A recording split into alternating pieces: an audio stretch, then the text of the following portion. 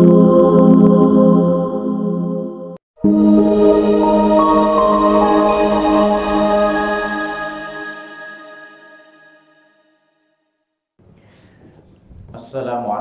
warahmatullahi wabarakatuh. Waalaikumsalam warahmatullahi wabarakatuh. Alhamdulillahilladzi hadana lihadza wa ma kunna linahtadiya laula an hadanallah. Asyhadu an la ilaha illallah wahdahu la syarika lah wa asyhadu anna Muhammadan abduhu wa rasuluh. Allahumma salli wa sallim ala Muhammad wa ala alihi wa ashabihi wa ala kulli man sara ala nahji ila yaumiddin, amma ba'd. Jamaah sekalian yang dimuliakan Allah Subhanahu wa taala, alhamdulillah di kesempatan siang hari ini Allah mudahkan kita melaksanakan sholat zuhur berjamaah, lalu kemudian kita lanjutkan dengan thalabul ilmi. Mudah-mudahan apa yang kita lakukan di kesempatan pagi hari ini mendapatkan keberkahan dari Allah Subhanahu wa taala. Allah jadikan semua aktivitas kita bernilai kebaikan dan sebagaimana Allah pertemukan kita dalam amal saleh. Kemudian mudah-mudahan Allah kelak pertemukan kita dengan Rasulullah sallallahu alaihi wasallam, amin ya rabbal alamin. Hukum demonstrasi dalam Islam. Tadi sempat saya tanyakan kenapa milih judul ini ya, gitu. Karena beberapa hari yang lalu ada rame-rame dan di belahan negara yang lain juga rame, Pak. Dan kemudian eskalasinya juga bergantian begitu. Nah, ini menggelitik kayaknya begitu. Jadi kita perlu bagaimana sih sebenarnya Islam memandang demonstrasi? Bagaimana tinjauan fikihnya? Bagaimana kita sebagai seorang muslim menyikapi hal-hal tersebut? Nah, jamaah sekalian, untuk membahas tema kita pada kesempatan pada kesempatan siang hari ini, karena biasanya isinya pagi. Oke. Kita berangkat dari nilai-nilai dalam Islam. Ada nilai-nilai pokok, ada ajaran yang harus menjadi satu pegangan kita sebagai seorang muslim, yang itu bisa kita temukan dalam Al-Quran dalam konteks interaksi antara manusia dengan manusia yang lain, baik dalam bentuk hubungan kerja, hubungan sosial, keluarga, hubungan kerja, sampai kemudian hubungan antara orang yang dipimpin dengan pemimpin, kepala negara dengan warga negara, ataupun orang yang mewakili negara. Nah, nilai-nilai inilah yang kemudian bisa menjadi kita untuk mengukur demonstrasi itu sebenarnya seperti apa. Nah, itu dinilai dari nilai-nilai yang ada dalam Islam. Yang pertama, bahwa Allah Subhanahu wa taala menegaskan prinsip menjaga amanah.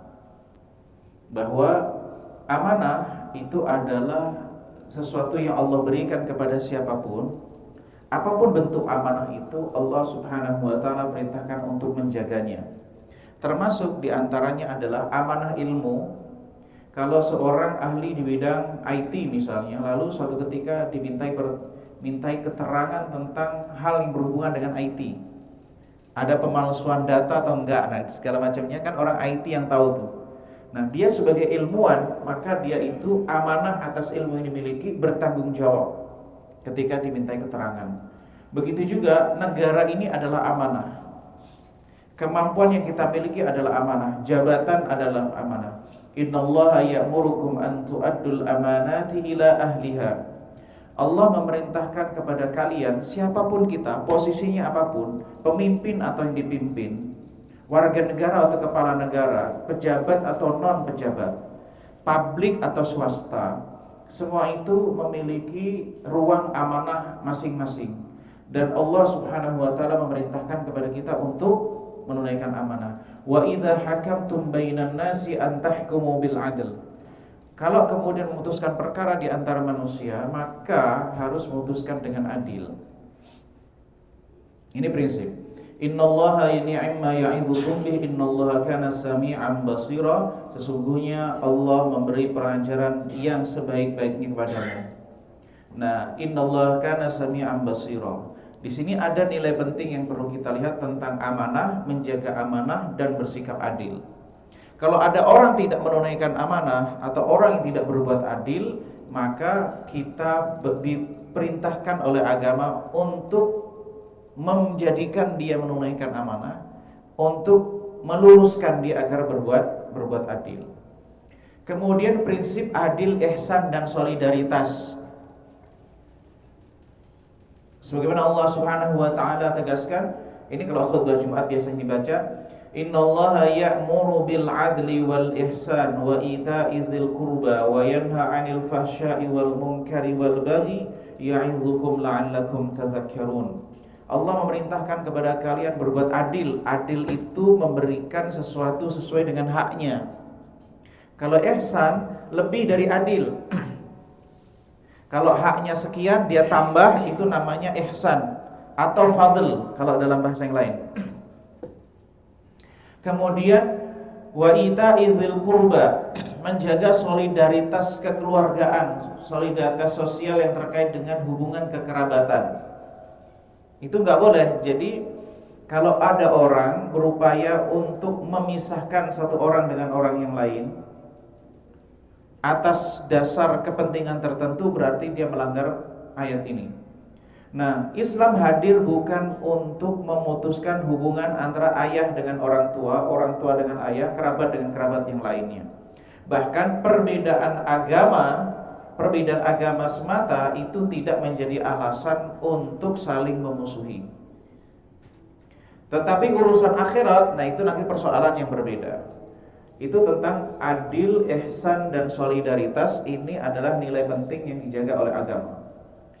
Larangan menciptakan kerusakan. Dan ini juga penting bagi kita bahwa baik kerusakan itu yang sifatnya pemikiran maupun kerusakan itu yang sifatnya tindakan. Baik kerusakan itu yang sifatnya soft maupun hard. Baik dengan cara yang soft power maupun hard power. Kerusakan sama-sama enggak boleh. Wala tusidu fil ardi ba'da islahiha wad'uhu khaufan wa tama'a. Inna rahmatallahi qaribum minal muhsinin. Janganlah kalian membuat kerusakan di muka bumi. Apapun bentuk kerusakan itu, baik kerusakan itu masuk dalam ruang berpikir maupun kerusakan itu masuk di dalam ruang nyata yang terlihat oleh mata, itu sama-sama tidak boleh dilakukan. Karena kerusakan di ruang nyata itu dimulai dari kerusakan di kepala. Ya Pak ya. Jadi karena tindakan seseorang itu berasal dari ini. Maka tidak boleh kita membuat isu-isu yang kemudian nanti akan menjadikan sebab kerusakan. Bahkan bukan hanya itu saja, satu isu, satu fakta lapangan itu packaging yang berbeda akan menjadikan persepsi yang berbeda. Karena kenyataan itu tidak bisa dilihat dengan kenyataan itu ansih. Berbeda dengan kesaksian hukum yang dia hanya memberikan keterangan apa yang dia lihat, apa yang dia dengar, bukan apa yang dia persepsikan. Itu dua hal yang berbeda. Pandangan Anda terhadap sesuatu, tentang sesuatu itu dua hal yang berbeda. Jadi membuat kerusakan dilarang oleh Islam. Kemudian juga di dalam Islam itu ada perintah menjaga keseimbangan, penyeimbangan. Itulah firman Allah Subhanahu wa taala, kuntum khaira ummatin ukhrijat lin-nasi ta'muruna bil ma'ruf wa tanhauna 'anil munkari wa tu'minuna billah. Kalian adalah sebaik-baik umat yang hadir untuk mengajak kepada kebaikan dan mencegah dari kemungkaran dan beriman kepada Allah. Jadi amar ma'ruf dan nahi mungkar itu kalau kita sederhanakan sebenarnya dalam konsep sosial, konsep perimbangan. Jadi di mana ada orang membuat kerusakan, maka agama memerintahkan kepada kita untuk menciptakan keseimbangan, adanya perbaikan. Itu tabiat. Dan ternyata sunnatullah itu selalu begitu Pak. Di mana ada inovasi keburukan, akan senantiasa ada penyeimbang inovasi kebaikan. Itu akan selalu terjadi. Nah, maka ketika ada kerusakan dimanapun, baik di level swasta maupun publik, di wilayah individu maupun publik bersama, Di ranah apapun, maka sebagai seorang muslim memiliki tanggung jawab untuk menciptakan perbaikan. Di mana ada keburukan yang terjadi, di mana ada kekurangan, kita diminta untuk menambal. Di mana ada masalah, kita diminta untuk memberikan solusi sesuai dengan kapasitas dan kemampuan masing-masing. Tetapi paling tidak ada unsur itu yang perlu hadir di tengah umat, di tengah masyarakat, di tengah warga negara. Itulah yang kemudian mencipta keseimbangan sosial. Bukan berarti kalau ada kebaikan yang baik, lalu kita menciptakan keburukan. Bukan itu penyeimbangannya adalah. Maksud agama adalah karena keburukan itu selalu akan ada. Keburukan itu selalu ada. Maka kemudian penyeimbangnya adalah mencegah dan menciptakan, memperbanyak ruang kebaikan. Itu perintah agama. Kemudian ketaatan dalam kebaikan. Ini juga penting bahwa ketaatan itu value penting di dalam Islam. Bahkan ada seorang pemikir muslim namanya Muhammad Mukhtar Shinqiti itu mengatakan bahwa ta'atu, ketaatan terhadap pemimpin itu bagian dari ummahat al-qiyam al-islamiyah, nilai induk di dalam politik Islam atau kebijakan dalam Islam. Nah, tetapi ketaatan yang bagaimana? Inilah kemudian digariskan, ya ayyuhalladzina amanu athi'ullaha wa athi'ur rasula wa ulil amri minkum. Wahai orang-orang yang beriman, taatlah kalian kepada Allah, taatlah kepada Rasul dan kepada orang yang mendapatkan amanah, wa ulil amr, mendapat amanah urusan di antara kalian. Nah, maka penting jamaah sekalian, Bapak Ibu sekalian, kenapa sih seorang istri itu harus taat kepada suami? Ini nilai yang kemudian sebagian kalangan berupaya untuk menggugat. Karena di mana ada ketaatan, di situ ada tanggung jawab. Ini penting. Karena pesan agama itu adalah qu anfusakum wa ahlikum nara. Suami diberi tanggung jawab oleh Allah untuk menjaga dia dan keluarganya dari neraka. Maka tanggung jawab itu harus diimbangi dengan ketaatan. Maka kalau kemudian tanggung jawab itu tidak berimbang dengan ketaatan, maka akan pincang. Nah, kenapa juga misalnya kalau kita di dalam Islam itu, kenapa seorang wanita tidak boleh dinikahi wanita non-muslim? Karena ada satu peran suami yang nggak akan bisa dilakukan kecuali oleh muslim. Karena ada tugas yang akan pincang. Kenapa? Karena istri ada perintah agama untuk taat. Nah, taatnya kalau ke non-muslim bagaimana mungkin dia akan membawa kepada sesuatu yang memang itu diperintahkan agama untuk taat sesuatu, tapi suaminya pasti akan punya dorongan yang lain. Perimbangan. Jadi ketaatan itu selalu berhubungan dengan tanggung jawab. Maka kemudian suami dituntut oleh Allah untuk mengajak keluarganya menyelamatkan dari neraka. Kalau dia sendiri nggak bisa untuk menyelamatkan dirinya, bagaimana dia membawa keluarganya? Nah, begitu juga tentang konsep kepemimpinan dalam level yang jauh lebih tinggi. Bahwa kepemimpinan itu mereka punya tanggung jawab atas urusan kita, urusan bersama kita. Nah, tanggung jawab ini nggak mungkin akan berhubungan kecuali dengan ketaatan. Tapi relasi antara pemimpin dan yang dipimpin dalam segala levelnya, suami, istri, mungkinkah misalnya istri demo kepada suami? Gitu kan nanti pertanyaannya. Gitu misalnya istri lebih dari satu gitu misalnya. Suaminya nggak adil. Gitu. Jadi 3 istrinya demo kepada suaminya. Kenapa? Memperlakukan salah satu istrinya lebih gitu misalnya. Nah gitu Pak. Jadi kita kalau contoh yang lebih besar kan nanti akan lebih ini juga gitu, kompleks persoalannya. Nah, fa in tanaza'tum, kalau terjadi konflik, terjadi perbedaan sudut pandang, terjadi segala macamnya, kedua-duanya harus duduk bersama. Harus disepakati. Tidak kemudian masing-masing itu ngotot dengan bahwa dia yang harus menang. Apakah pesan agama? Farudduhu ilallahi war rasul in kuntum tu'minuna billahi wal yaumil akhir, dzalika khairu wa ahsanu ta'wila. Kedua-duanya harus duduk bersama pada aturan yang disepakati, pada ketetapan Allah dan Rasulnya, kalau memang keduanya itu sepakat sebagai orang yang beriman. Nah, persoalannya adalah antara pemimpin dan yang dipimpin itu harus sama-sama beriman. Ini akan terjadi.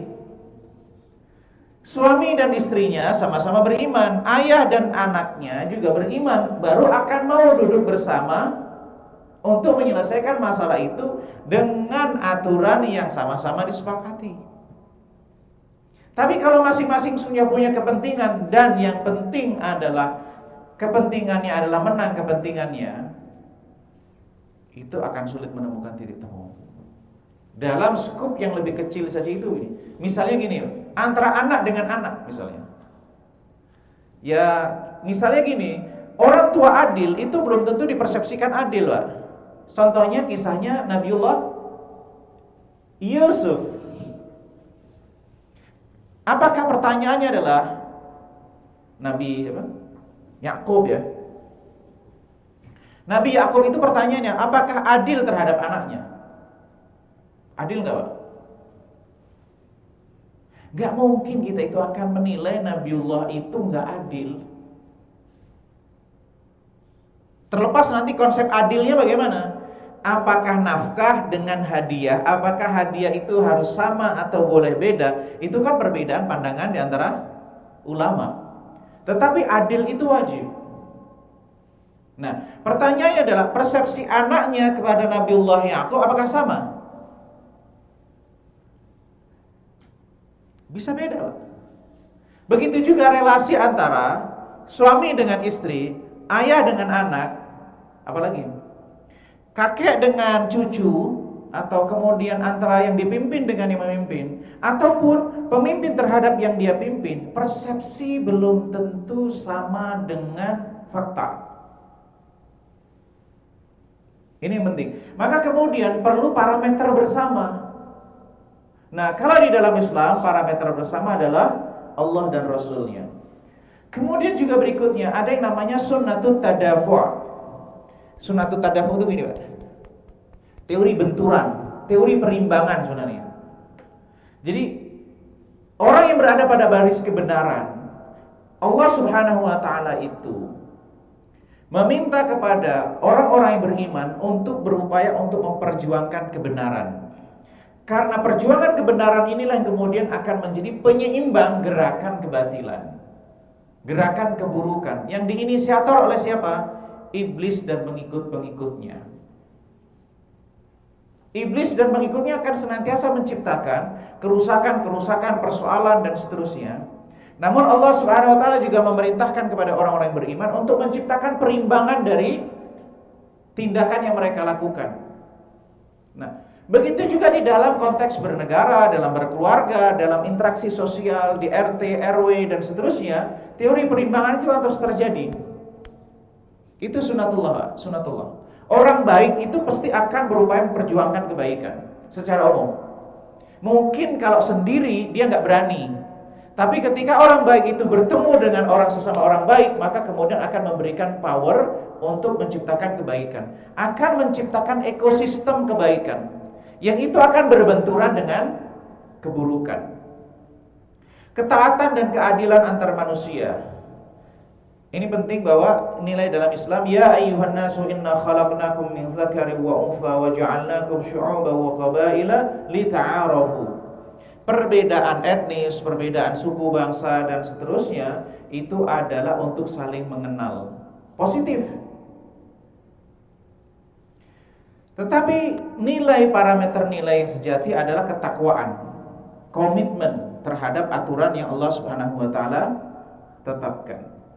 Nah, kemudian prinsip keteraturan umat ini penting, bahwa di dalam agama itu agama berupaya menginginkan yang namanya keteraturan urusan umat. Sebagaimana Syekh Muhammad Thahir Ibnu Asyur mengatakan, tidak ada lagi keraguan bahwa bagi orang yang melihat agama ini, aturan-aturan dalam agama, dia pasti akan menemukan fakta bahwa aturan-aturan di dalam agama itu memiliki tujuan, dan salah satu tujuan penting itu adalah intizamu amril ummah, keteraturan urusan umat. Haji harus teratur nih, Pak Haji mana Haji? Jadi misalnya kuota itu bagaimana? Ya ada, penting diatur gitu. Tetapi kalau penyelewengan, nah itu menjadi masalah, nah gitu Pak. Misalnya tentang urusan-urusan itu harus teratur, urusan keluarga, urusan pangan, urusan segala macamnya harus teratur. Intizamu amril ummah. Urusan umat itu, agama menginginkan urusan umat itu berjalan secara teratur. Dan agama juga memerintahkan kita mencegah terjadinya kezaliman dan potensi adanya dizalimi. Sebagaimana Nabi SAW mengatakan, unsur akhaka zaliman au mazluman. Tolonglah saudaramu yang bagaimana? Yang zalim maupun dizalimi. Ini nanti akan ada hubungannya dengan demonstrasi, Pak. Aksi atau apalagi bahasa protes, kalau dalam bahasa Inggris mungkin yang lebih cenderung. Unsur akhaka zaliman au mazluman. Engkau sebagai seorang muslim harus punya di dalam diri itu semangat untuk menolong. Menolong bagaimana? Yang zalim maupun terzalimi. Para sahabat kaget. Ya Rasulullah, kalau menolong yang terzalimi itu kita langsung paham lah gitu. Tapi bagaimana kita ini menolong orang yang zalim? Menciptakan sistem yang mencegah terjadinya, menutup pintu terjadinya penyelewengan, itu mengamalkan hadis ini, Pak. Jadi kalau misalnya seseorang pejabat, publik atau swasta, atau di instrumen negara, dia itu memiliki posisi mencegah, menutup pintu terjadinya kecurangan, pintu terjadinya manipulasi, pintu terjadinya apalagi pemalsuan data. Kan pemalsuan data semakin berkembang teknologi semakin canggih. Mungkin kayaknya setan itu punya big data juga, Pak ya. Gitu. Kalau manusia punya big data, mungkin ini punya big data. Nah, semakin canggih orang mampu menciptakan pencegahan, berarti dia sebenarnya sedang mencegah kezaliman. Sebenarnya dia sedang melaksanakan hadis. Maka orang-orang IT itu bisa dia berjihad di jalan Allah melaksanakan hadis ini. Bagaimana? Mencegah terjadinya kebocoran data dan seterusnya, mencegah terjadinya kemungkaran. Termasuk misalnya mencegah terjadinya pinjol, itu juga menutup peluang orang melakukan pinjol. Apalagi judol ya, judi online itu termasuk jihad juga, termasuk perjuangan, termasuk menjalankan hadis Nabi, unsur akhaka zaliman au mazluman, termasuk mengingatkan pemimpin yang zalim, itu termasuk menjalankan hadis ini. Lalu bagaimana caranya? Cara yang terbaik. Nah, ini payung, kalau saya lihat ini semangat agamanya itu bagaimana. Kemudian berikutnya, ini sangat penting bagi kita. Hubungan itu dibangun atas dasar ketulusan. Semua relasi itu dibangun atas ketulusan. Hal ini berdasarkan hadis Nabi SAW, ad-dinu an-nasihah. Agama itu an-nasihah. An-nasihah itu maknanya bukan nasihat, Pak, sebenarnya. Makna dalamnya. Tapi nasihat yang kita pahami dalam bahasa Indonesia itu bagian salah satu contoh an-nasihah dalam bahasa Arab. Bagaimana? Begini, Pak. Ad-dinu an-nasihah. An-nasihah itu maknanya ketulusan, kemurnian. Maka kalau seseorang itu menyampaikan sesuatu yang kita sebut dengan nasihat, kamu jangan minggir-minggir ke sana ya, gitu ya. Kan nasihat nih. Nah, ini kan ada dua kemungkinan. Pertama adalah dia itu menginginkan tulus, dia menyampaikan kata-kata itu supaya dia enggak jauh dari yang berbahaya. Nah, itu namanya nasihat. Jadi harus berangkat dari ketulusan. Tapi kalau kemudian kata yang sama disampaikan dengan hati yang busuk, hati niat yang buruk ingin menjatuhkan, meskipun lafadznya nasihat tadi, lafadznya adalah baik, tapi sebenarnya bukan nasihat.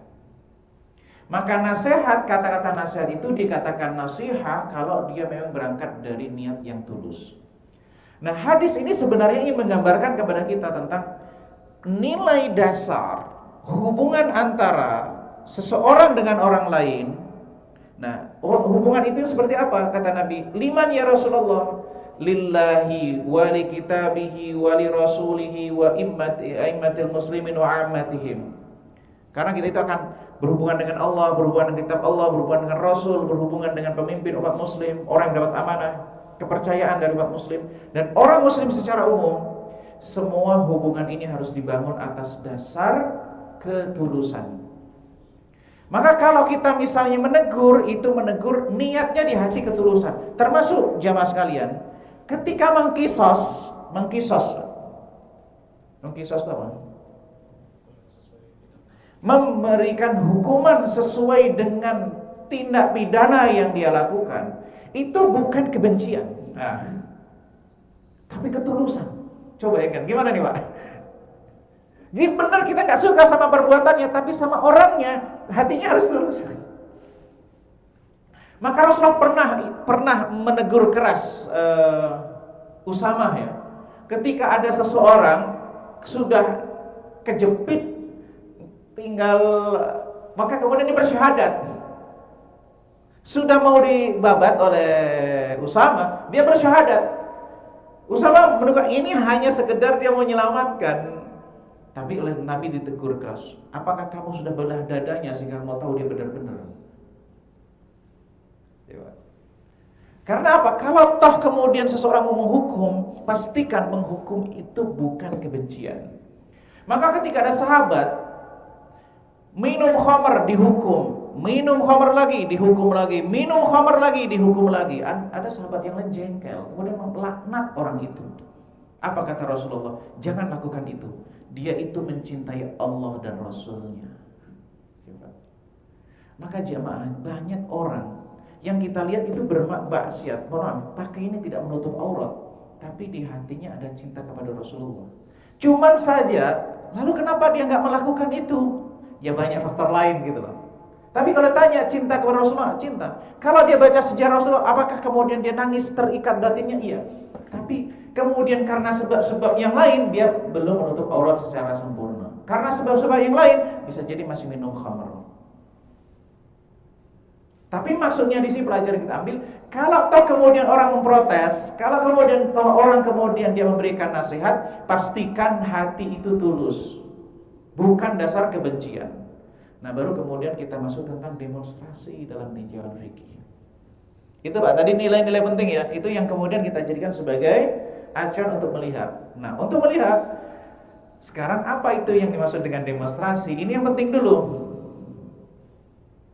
Nah, saya coba cari, demonstrasi itu berasal dari bahasa Latin, demonstrate ya, demonstrate. Apa ini bacanya gimana bahasa Latin? Yang maknanya adalah menunjukkan atau menyampaikan secara terang benderang. Itu makna hakiki, makna asalnya. Kalau dalam bahasa Arab itu namanya hal. Maka istishabul hal itu artinya membawa makna aslinya begitu. Tapi nanti bumbu-bumbu lainnya enggak banyak, nanti bisa jadi kan bumbu-bumbu itu kan macam apa? Misalnya orang dagingnya memang masakannya daging sapi atau daging kambing, yaitu aslinya adalah kambing itu. Tapi bumbunya kan macam-macam, pedas, asin dan seterusnya. Nah, demo itu juga begitu. Aslinya adalah menyampaikan, aslinya adalah menunjukkan.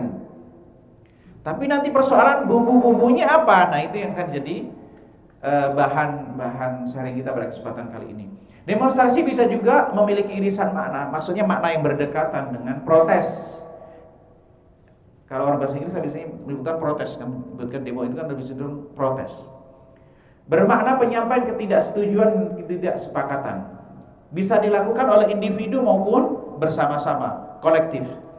Berdasarkan makna ini, maka makna asli dari demonstrasi adalah upaya menunjukkan aspirasi atau pandangan secara terjelas atau terbuka, bisa juga penyampaian ketidaksetujuan atas suatu hal, baik dilakukan oleh individu maupun publik.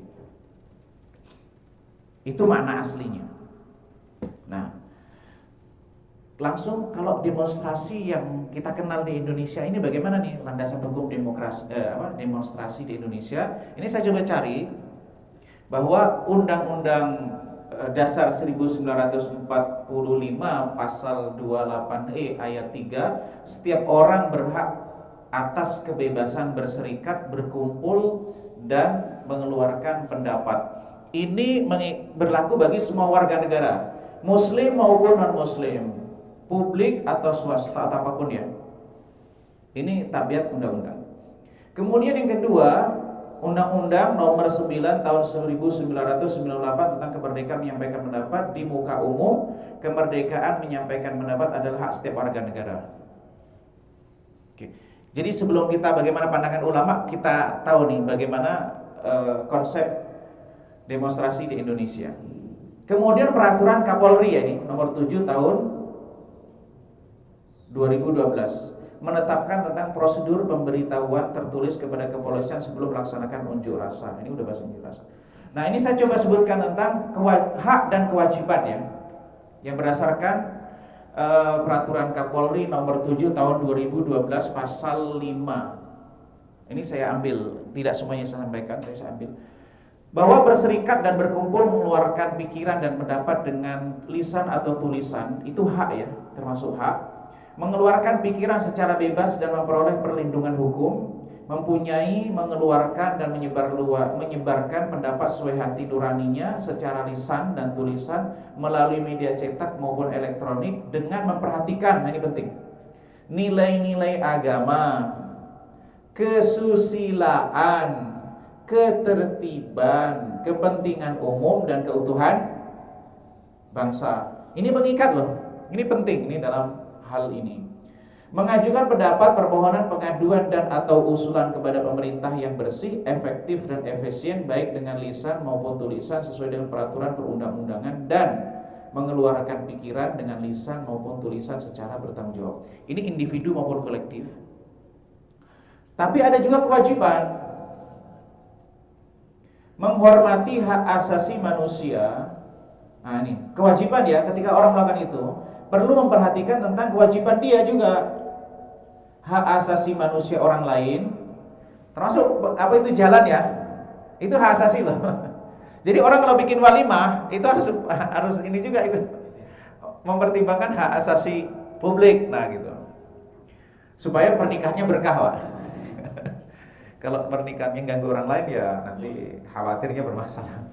Oke, dalam tertib kehidupan bermasyarakat, berbangsa dan bernegara, tunduk kepada pembatasan yang ditetapkan dengan undang-undang dengan maksud semata-mata untuk menjamin pengakuan serta penghormatan atas hak dan kebebasan orang lain. Ini tentang orang lain. Menghormati hak-hak dan kebebasan orang lain, menghormati aturan-aturan moral, nah ini yang diakui umum, mentaati hukum, ketentuan peraturan perundang-undangan yang berlaku, menjaga dan menghormati keamanan dan ketertiban umum, dan menjaga keutuhan persatuan dan kesatuan bangsa. Berperan serta agar menyampaikan pendapat di muka umum dapat berlangsung secara aman, tertib dan damai. Nah, ini kita lihat dari sisi konsepnya, Pak, teorinya, aturan dan ketetapannya. Artinya bagaimana, jamaah sekalian? Dari sini kita melihat ayat Al-Qur'an, aturan nilai-nilai dalam Al-Qur'an, lalu kemudian peraturan yang disepakati. Maka jadi maknanya di sini. Demonstrasi pada pandangan Islam itu adalah ya ayyuhalladzina amanu aufu bil uqud. Wahai orang-orang yang beriman, tunaikanlah akad. Akad itu apa saja? Kesepakatan. Ini payung hukum di dalam ini. Maka demonstrasi itu di Indonesia, Pak, di Indonesia kan ada ulil amri, kesepakatan yang dibuat, berarti kesepakatannya apa, Pak? Menyampaikan pendapat di depan umum Hukum asalnya adalah boleh. Berdasarkan apa tadi? Pertama, di sisi agama boleh nggak kita menyampaikan sesuatu? Boleh. Menyampaikan pandangan boleh nggak? Boleh. Kalau ada kemungkaran, ada keburukan, ada perilaku yang menyimpang, bolehkah kita memberikan nasihat secara umum? Di depan umum? Boleh. Hukum asalnya, kita belum bicara maslahat mafsadah dampak yang lain, di sisi yang lain. Hukum asalnya boleh. Karena pada hakikatnya penyelenggara negara itu adalah khadimul ummah, kalau bahasa. Pelayan. Bosnya siapa? Bosnya siapa, Pak? Warga negara. Jadi sebenarnya mereka mulai dari kepala negara, menteri dan seterusnya, itu kan pekerjaan mereka itu melayani publik. Maka kalau publik nggak terima, ya boleh. Atas kekurangan apa yang lakukan, evaluasi boleh, hukum asalnya boleh. Terus bukti bolehnya di mana? Di aturan tadi, undang-undang dasar, undang-undang, peraturan dan seterusnya. Kalau di negara lain-lain bagaimana? Tergantung kesepakatan di negara yang lain. Bisa jadi di negara yang lain nggak boleh, Pak. Bisa jadi. Maka kalau di satu negara nggak boleh, maka ketentuan hukumnya bisa jadi berbeda. Misalnya dibuat aturan, penyampaian aspirasi harus tertutup secara langsung dengan pihak yang terkait. Maka kalau itu sudah diperundang-undangkan, maka harus dilakukan dulu. Tapi di Indonesia adalah kesepakatan yang sudah dibuat, ya ayyuhalladzina amanu aufu bil uqud adalah boleh. Nah, begitu juga ketaatan dalam pemimpin itu boleh. Tetapi dengan syarat tadi, di aturan kan itu sudah dijelaskan, tidak boleh membuat kerusakan, mempertimbangkan etika agama. Etika agama bagaimana? Enggak boleh kerusakan. Kalau ada orang menyampaikan aspirasi tapi dia melanggar aturan negara, melanggar aturan agama, berarti melanggar aturan negara. Karena apa? Karena dibuat aturannya tadi nilai-nilai keagamaan. Misalnya di dalam Islam orang menyampaikan pendapat, tapi fakta-fakta yang disampaikan provokatif, data fiktif, boleh nggak? Di agama nggak boleh. Maka dengan demikian perbuatannya juga nggak boleh. Atau perbuatannya kelihatannya baik, tapi motifnya buruk, juga nggak boleh. Termasuk jamaah sekalian, para ulama itu mengatakan nggak boleh ingkarul mungkar dengan mungkar yang lebih besar. Ini kaidah. Bahkan Ibnu Taimiyah itu pernah membiarkan orang Tartar mabuk. Kenapa alasannya? Karena kalau dia itu mabuk, dia berhenti membunuh. Berhenti membunuh, jadi nyawa lebih baik diselamatkan. Karena apa? Kalau dia dilarang mabuk, kan dia jadi pikirannya normal nih. Apa yang dilakukan? Bunuh. Maka ketika dia sedang mabuk, berarti dia berhenti membunuh. Ini yang dilakukan adalah disampaikan oleh Ibnu Qayyim. Ibnu Qayyim menceritakan hal ini. Maka begitu juga kadangkala di dalam suatu hal, tapi ini tidak berlaku secara umum, tapi mengingkarul mungkar nggak boleh dengan cara yang mungkar. Nggak boleh kita itu menghilangkan kezaliman dengan kezaliman yang lebih besar. Dan tidak boleh juga kita melakukan sesuatu, misalnya nasihat dan seterusnya, dengan kezaliman. Mohon maaf yang kemarin penjarahan itu, apapun itu nggak boleh. Alasannya, hak pribadi itu dilindungi sampai terbukti dia jelas melakukan pelanggaran. Dan eksekutornya adalah negara. Lalu bagaimana orang yang tersebut itu? Ya dia melanggar hukum, melanggar agama juga. Tapi tidak semua, itu jawaban agama. Tapi jawaban teknis solusi sosialnya ya gimana solusi sosial yang efektif sebenarnya apa? Agama tidak memberikan kaidah spesifik tentang bagaimana solusi atas hal-hal yang semacam itu. Nah, ketaatan terhadap pemimpin sebagaimana diriwayatkan oleh Anas Ibnu Malik radhiyallahu taala anhu, isma'u wa ati'u.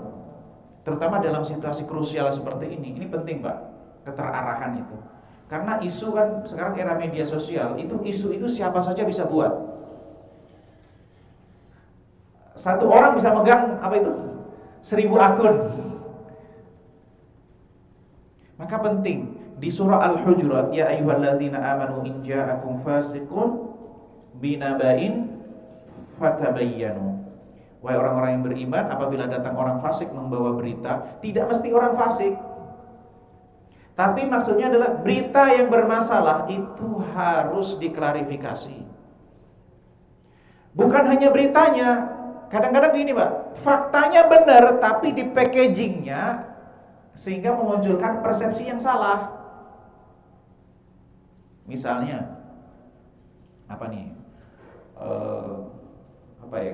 satu fakta benar faktanya, tapi itu bisa dilihat dari sudut pandang yang ini.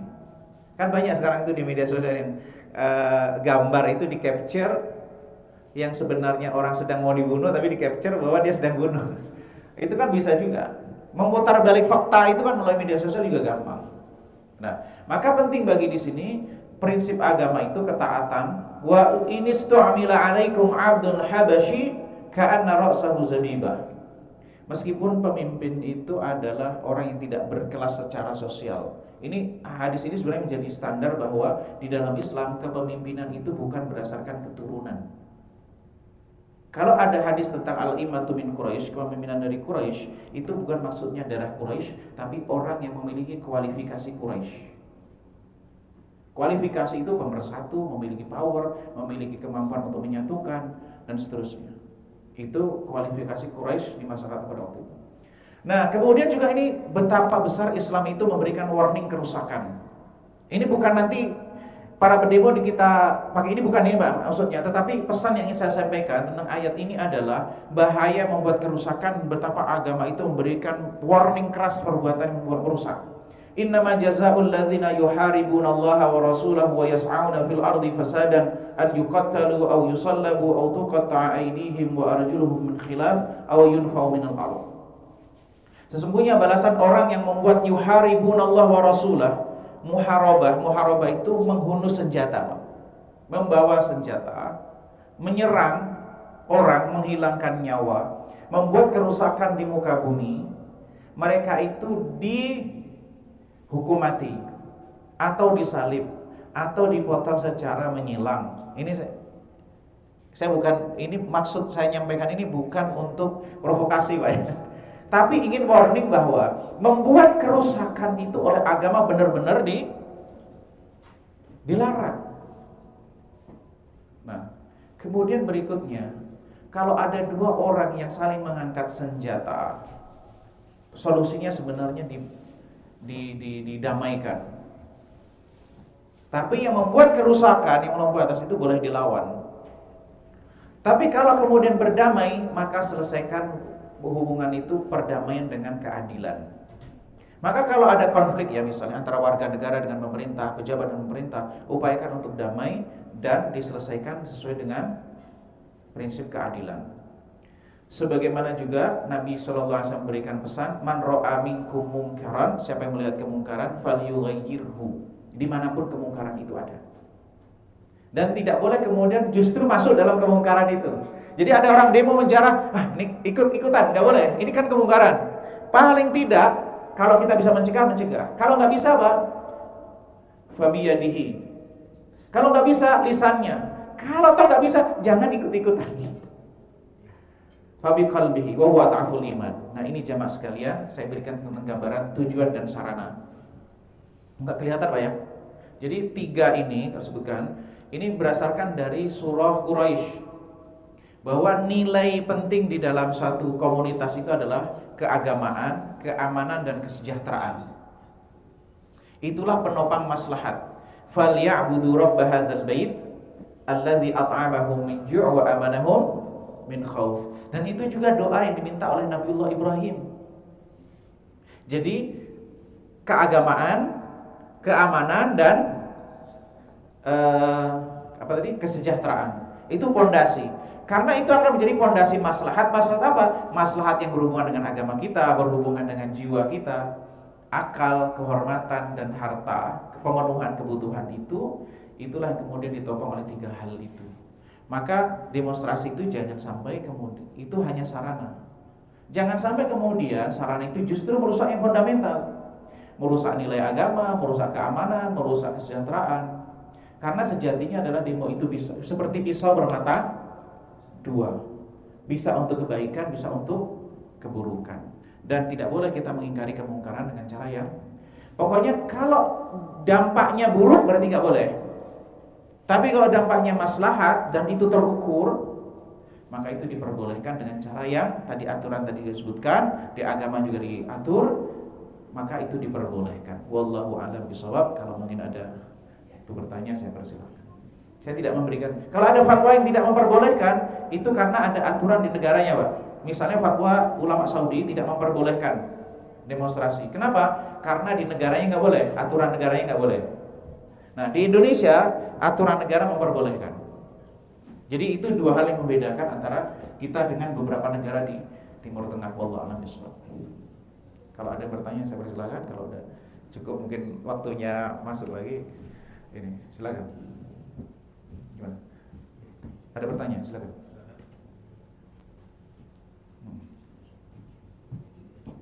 Kemarin ada yang terlibat nggak? Oke, ya silakan.